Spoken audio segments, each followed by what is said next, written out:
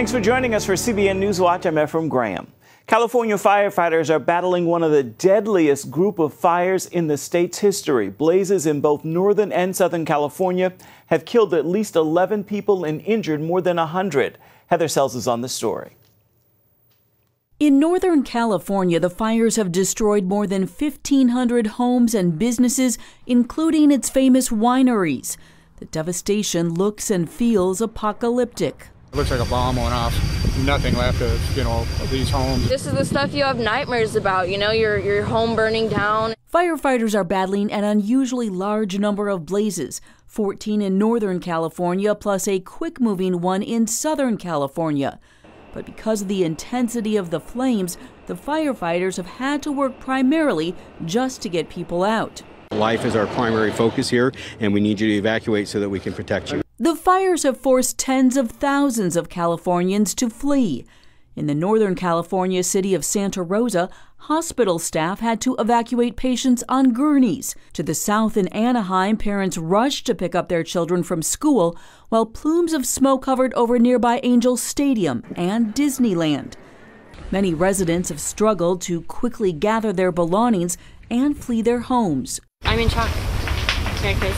This is your life. October is known as the worst time of the year for California wildfires.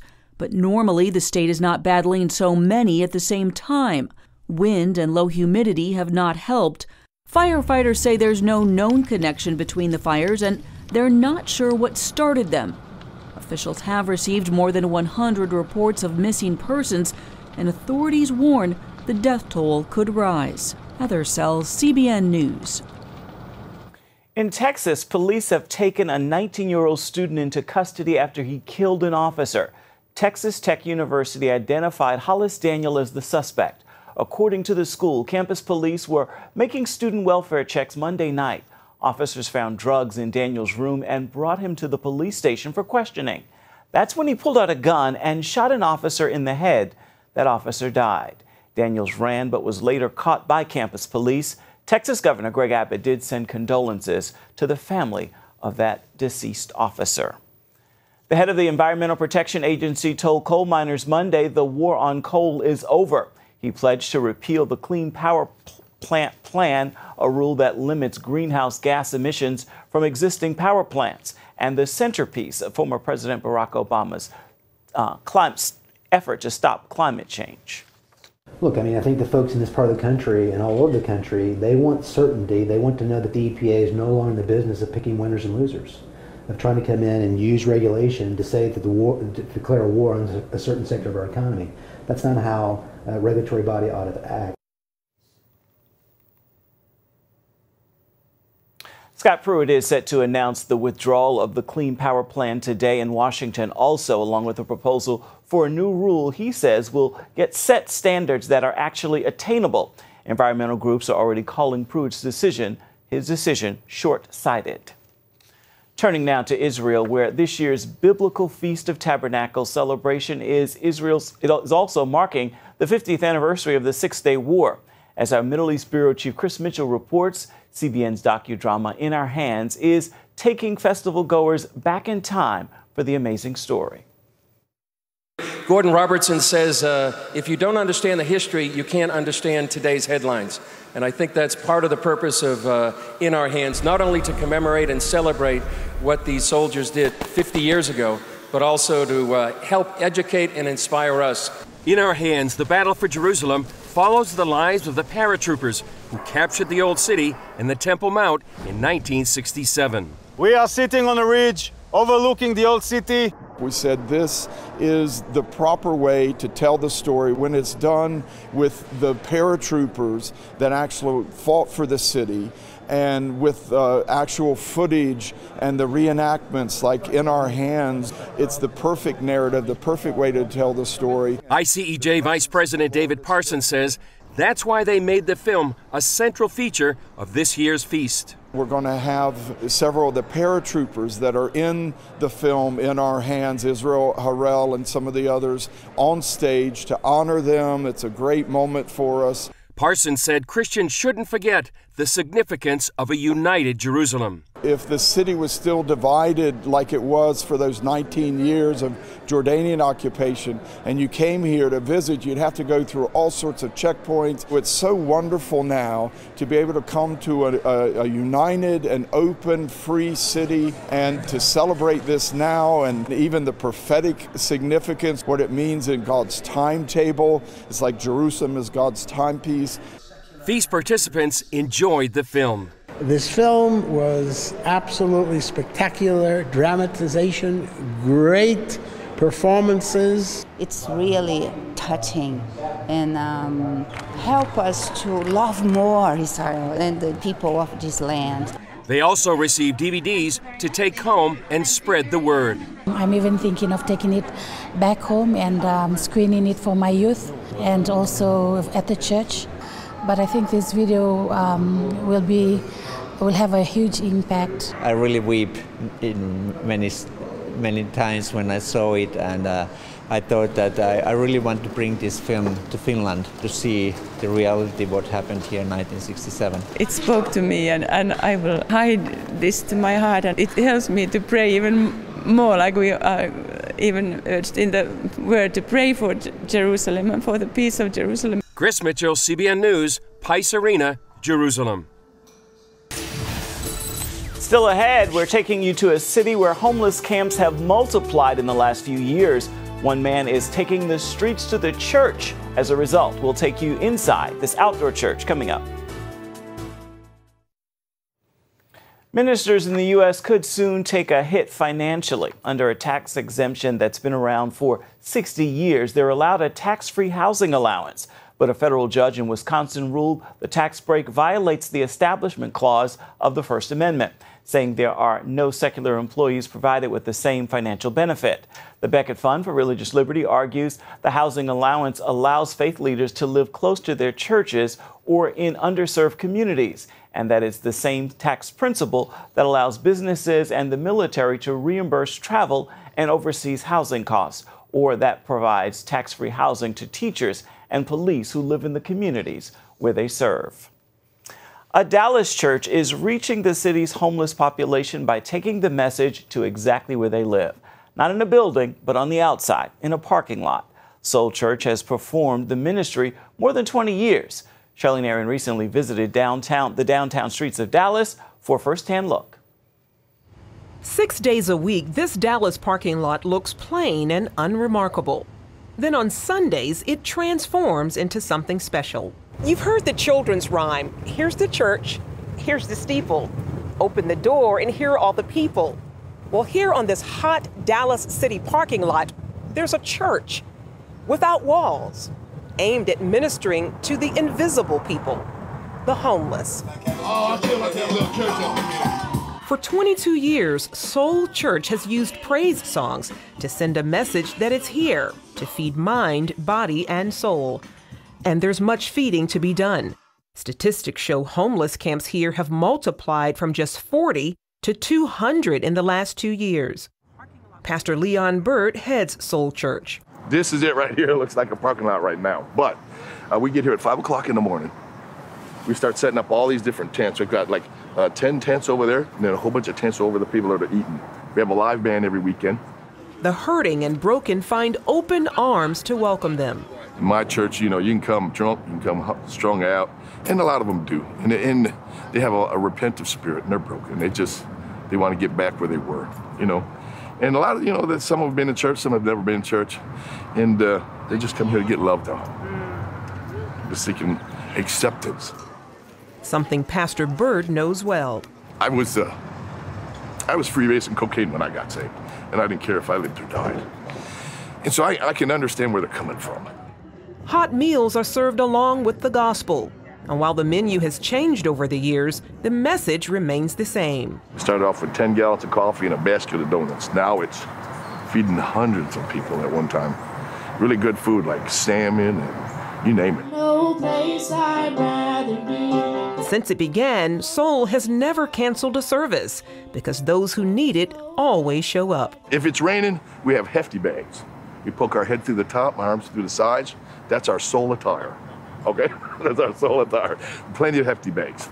And then we'll be dancing in the rain, getting crazy. Snow and ice, it doesn't matter. Got to be here every weekend. That's one thing they can count on for sure. Sunday morning, there'll be somebody here. Well, let's bless the Lord one more day, amen. Pastor Jeffrey Parker says those attending their services come from all ages and backgrounds. The demographics you have from 16-year-olds to 70 and 80-year-old, it really breaks my heart when I see our seniors living amongst this population in homelessness, some of them without any hope, some of them very sick. Still, he sees the ministry making a strong impact. We begin to see the testimonies of them getting jobs now and them moving into their own apartment now and them showing up at Bible study now. And so all of these are evidence and signs that, you know, what they've professed on Sunday, they begin to walk it out during the week. And so we see life change taking place here. Deborah McKernan once blamed God for the death of her 2 children and wanted nothing to do with church. After serving time for drugs and prostitution, the outdoor church literally called out to her. Living in a nearby shelter and annoyed by the music, she decided to pay a visit. Actually stomped over here to tell them, turn your stupid music off. And I walked onto this parking lot and I didn't realize I was in church. And it drew me in and I saw people, I saw love is what I saw. And with that, I saw no judgment. Everybody was just like me, broken, just broken. And I started staying later and later, you know, and eventually I found Jesus on this parking lot. And now I know that God positioned me here because he knew I was not ready to walk into a church with walls. I couldn't do it. Today, Deborah serves at the church. You know, I still have a long way to go. You know, I'm still a mess, but I am not where I was. Work in progress. I am, and it is all because of the Lord. I gave him nothing, and he still gave me his everything, and I can't thank him enough. Just some of the reasons and miracles that keeps Bird spreading hope, one soul at a time. And any given weekend, there'll be 30, 40 people that come up to get prayer, commit themselves to the Lord. I just pray that this goes on for a long time. Charlene Aaron, CBN News, Dallas. Coming up, 3/4 of all heroin addicts started with prescription painkillers. So what's being done to fight America's epidemic opioid addictions? You'll find out after this. More and more infants are being born addicted to drugs. That's a finding from a recent study from the Centers for Disease Control. Children exposed to drugs in the womb has quadrupled over the last 15 years. The condition is called neonatal abstinence syndrome, or NAS. And in East Tennessee, the number of infants born with NAS has skyrocketed. Some counties have reported rates 8 times the national average. That's according to today's recent numbers. The recent District Attorney General office says is suing opioid manufacturers to combat that problem. Meanwhile, an estimated 91 people die every day in America from opioid overdoses, although the real number is likely much higher. Opioids are a type of drug that includes heroin and its chemical cousins, prescription painkillers. As Lori Johnson shows us, the widespread epidemic is especially bad in the heartland of Ohio, which is 11% of the nation's heroin deaths. Ohio police discover a 4-year-old with his grandmother and her boyfriend both overdosed on heroin. Scenes far too common these days, especially in America's rural areas. Heroin is transforming wholesome small towns across the Buckeye State.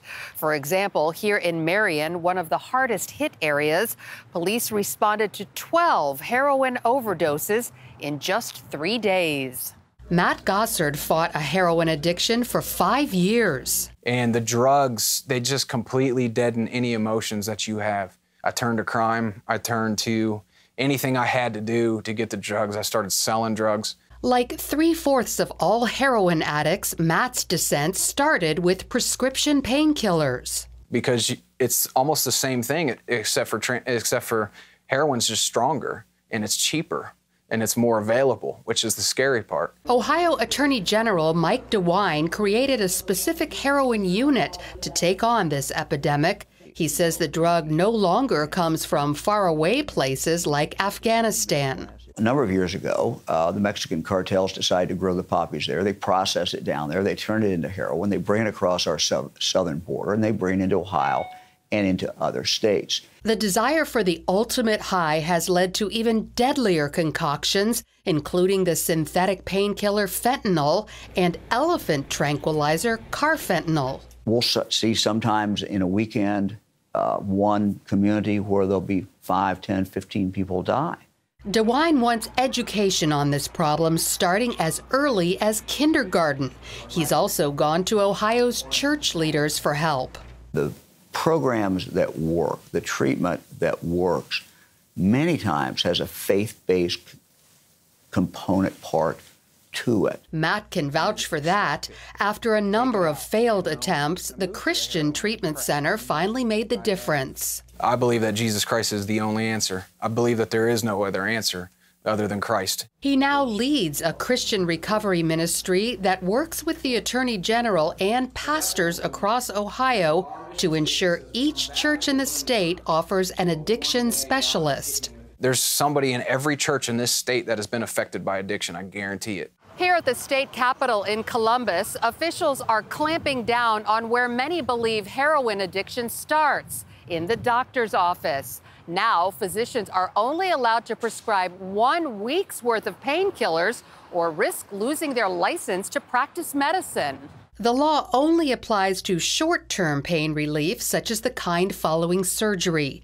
Before, doctors would often prescribe enough for a full month. We had a number of pharmaceutical companies that developed pain meds, and they were pushing those out, and they were telling the doctors, these are not very addictive. Turns out they are very addictive. Doctors can still prescribe painkillers for people with chronic or long-term pain, but is that the right treatment? Dr. Vibhor Krishna, a neurosurgeon at the Ohio State Medical Center, says they can cause memory loss and constipation. These pain medications are not that effective if you take them long-term.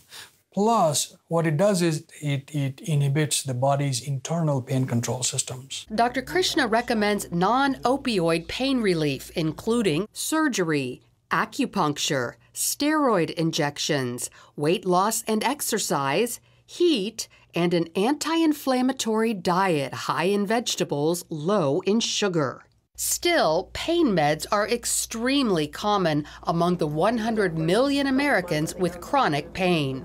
It was constant. It was all the time.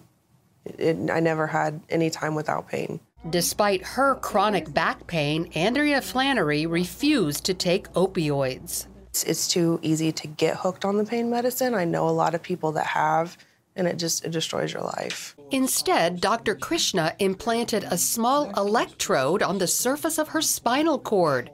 It receives pulses from a little pacemaker, therefore blocking the pain impulse. A typical patient would be someone who has had back surgery before, are still having back pain and leg pain, and are taking a significant amount of pain medications. Most patients with stimulators experience some relief, about a third pain-free.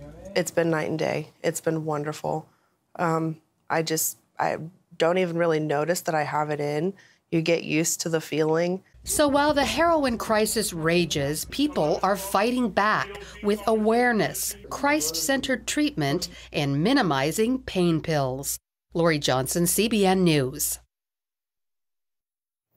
4 days of around-the-clock prayer in the nation's capital ended Monday with an event called Rise Up. CBN's Wendy Griffith is there.